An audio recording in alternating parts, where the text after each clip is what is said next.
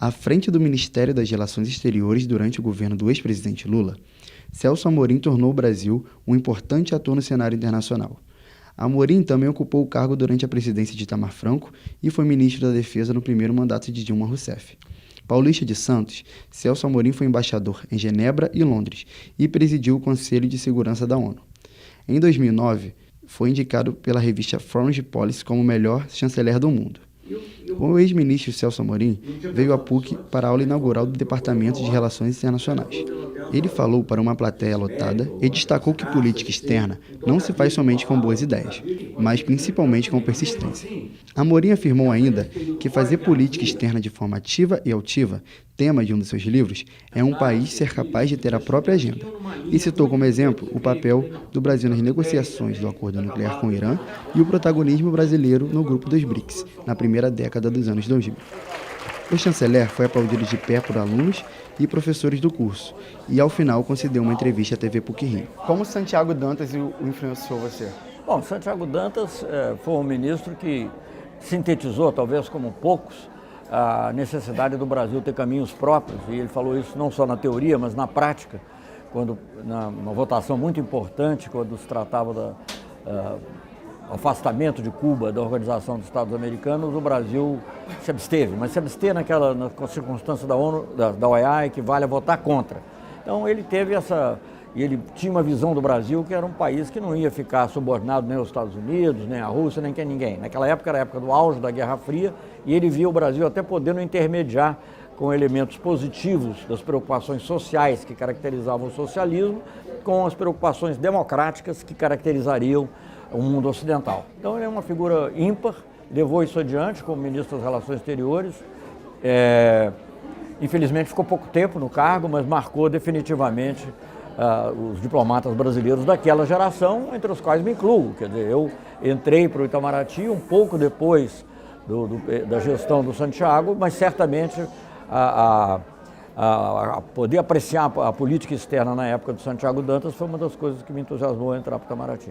E como o senhor avalia os caminhos tomados pelo Brasil nesses primeiros 8 meses de governo, em termos de política externa? Bom, não são caminhos, são descaminhos. Né? Nós estamos fazendo tudo errado. Eu não estaria tão preocupado, claro que eu não gostaria, se nós tivéssemos voltado, digamos, a ter a política externa que foi seguida antes, por exemplo, mas estaríamos dentro de um plano da racionalidade. Você discute isso, aquilo, é a favor, por exemplo, o acordo do Mercosul, União Europeia, eu sei que vai atrás de uma outra pergunta sua.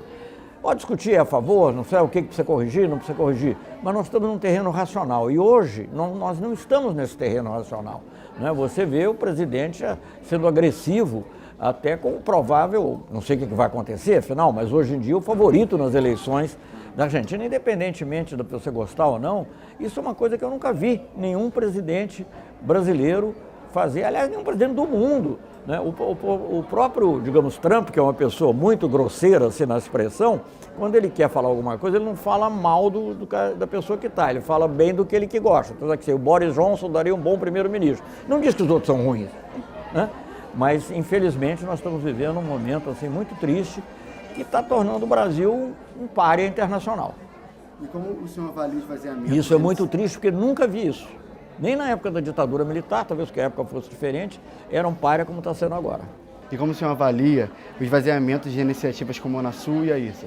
Não, isso é consequência, né, dessa ação, dessa visão, digamos, de total alinhamento com os Estados Unidos, de querer também só favorecer regimes de direita.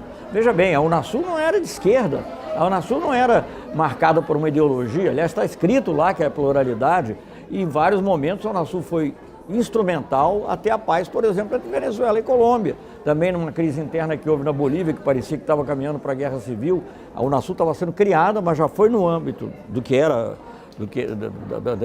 organismo em criação, que se formou um grupo que ajudou a resolver os problemas da Bolívia. Então, nós queremos a paz na região, a integração econômica, né, o desenvolvimento, inclusive, de uma visão de defesa comum. Eu fui ministro da Defesa, participei ativamente do Conselho de Defesa Sul-Americano, algo que nunca tinha havido antes, e que não tinha nenhuma conotação ideológica. É porque as pessoas acham que se não é subordinação total aos Estados Unidos, não é só aos Estados Unidos, aos Estados Unidos da linha do presidente Trump. Se você não é isso, você é comunista. Todo mundo é comunista, o Papa é comunista, a Merkel é comunista, todo mundo é comunista. Após 20 anos de negociações, o Mercosul e a União Europeia assinaram um acordo de cooperação em junho, mas a França acabou recuando.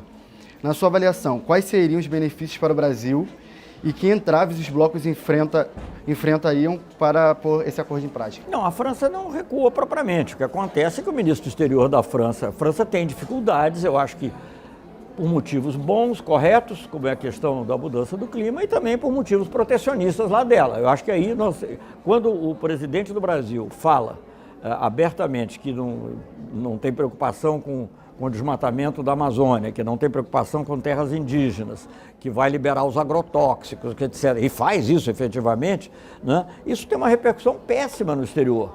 Não é? Porque o Brasil, mesmo nesses anos todos em que a gente estava cumprindo tudo direitinho, assinando os acordos, o Lula foi lá na COP15, a Dilma assinou a Convenção do Clima, mesmo assim, por motivos outros, às vezes até protecionistas, o clima era usado como pretexto, o clima, o meio ambiente. Agora, se o próprio presidente diz que isso não é assim, que o ministro das Relações Exteriores diz que não está havendo mudança de clima, não, o mesmo ministro que diz que ele acha que a Terra não é plana. Perguntaram ele, não, eu acho que é redonda. Que bom que ele acha, né? Então, quando você está nessa negação absoluta da ciência e dos valores que são valores da civilização ocidental, que eles tão bem falam, né? Não é, às vezes o ministro fala, quando há essa negação tão grande, isso serve de pretexto também para que o país que tem dificuldades, que já tem, que a França tem na área agrícola, porque obviamente os países do Mercosul são muito mais competitivos, e elas sempre existiram, mas eles passam a ter um argumento fácil e legítimo para não ir para frente.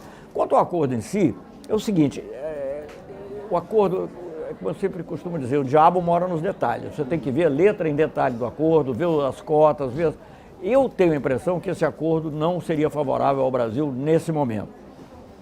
Por outro lado, o acordo tem um mérito que justamente aqui é visto como um problema, que é o fato que ele aproxima o Brasil da Europa e, portanto, diminui um pouco essa dependência exclusiva em relação aos Estados Unidos. Então, eu acho que é uma questão que não dá para você falar em poucas linhas assim. A prévia da eleição presidencial na Argentina apontou uma vantagem significativa para Alberto Fernandes e Cristina Kirchner. Como a eventual vitória dessa chapa poderia alterar a geopolítica na América do Sul e o próprio papel do Mercosul? Eu acho da maior importância. Vamos lembrar que a redemocratização na América do Sul, depois de décadas e décadas de ditaduras aqui, começou pela Argentina, né, com o presidente Alfonsín, lá que começou. Então, há sempre uma esperança de que os ventos que soprem da Argentina, nesse caso, influenciem positivamente o Brasil. Claro que você não pode comparar o governo Macri com o governo Bolsonaro, porque ele não usa as expressões que normalmente aqui o presidente brasileiro tem usado. Mas, de qualquer maneira, é um governo claramente de direita, neoliberal. O projeto dele neoliberal faliu, né? O povo argentino percebeu que está numa situação muito ruim, muito pior do que estava, e deseja um governo que seja mais social-democrata, progressista, né? Ele não é nenhum esquerdista radical, nada disso. Ele é uma pessoa, um cristão. Eu visitei o Papa junto com ele, aliás, o Alberto Fernandes. Ele é amigo do Papa Francisco, o que também é uma coisa importante. O Papa Francisco é hoje a liderança espiritual de maior importância no mundo, não só para os católicos, ele é um inspirador do ponto de vista, digamos, da tolerância, da igualdade, de evitar atitudes de ódio, de acentuar diferenças. Então, eu acho que o Alberto Fernandes vai transpor também esses valores para a Argentina e para a integração da América do Sul, e será muito bom para a região.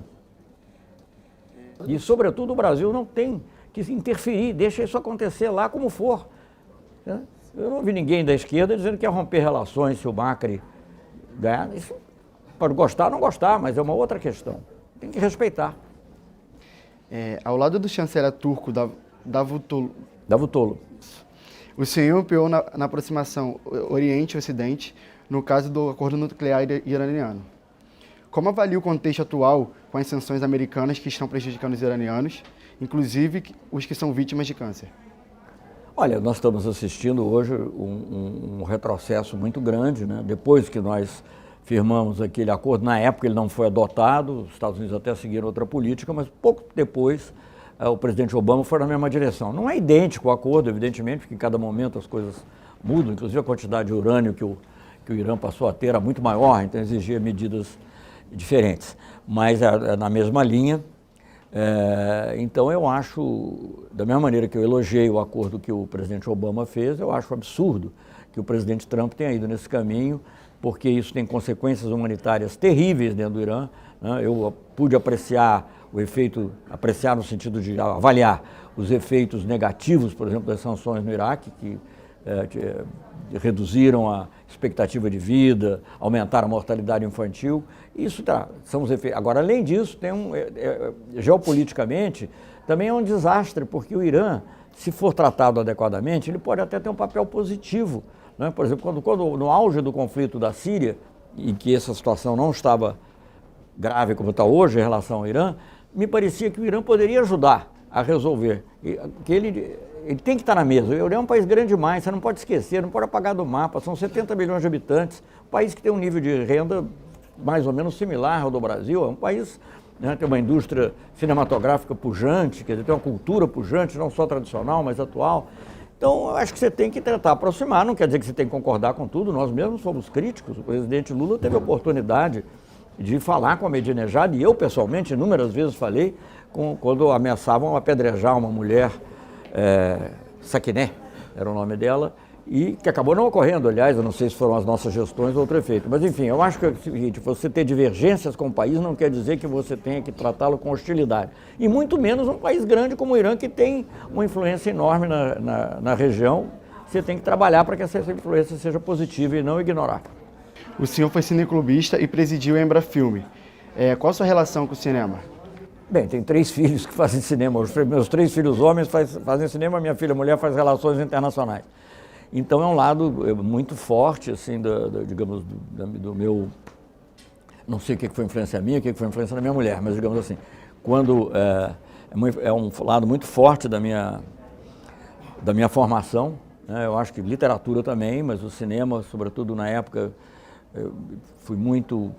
causou muita impressão para mim o cinema neorrealista italiano, que é um cinema que foi feito depois da guerra, e aqueles filmes têm um fortíssimo conteúdo social e humano.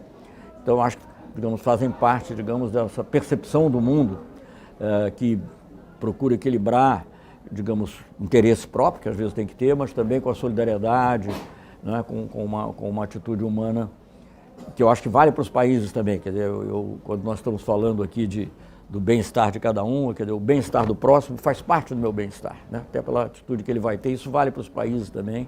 Isso inspirou a nossa atitude também aqui na região, nossa atitude em relação à África. Então o cinema me marcou dessa forma.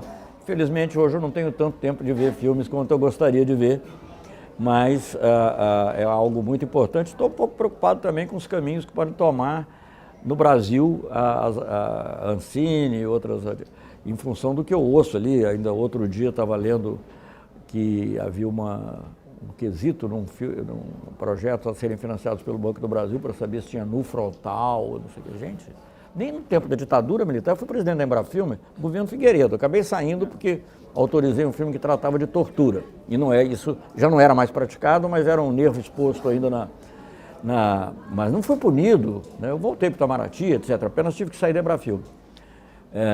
Mas nunca alguém veio me perguntar, ninguém veio perguntar se a Embrafilme estava financiando um filme com nu frontal ou com outras cenas de sexo explícito. Gente, isso aí, sabe, nós estamos voltando à Idade Média, infelizmente. Muito obrigado, Celso. Obrigado a você. Vitor Amâncio para a TV PUC.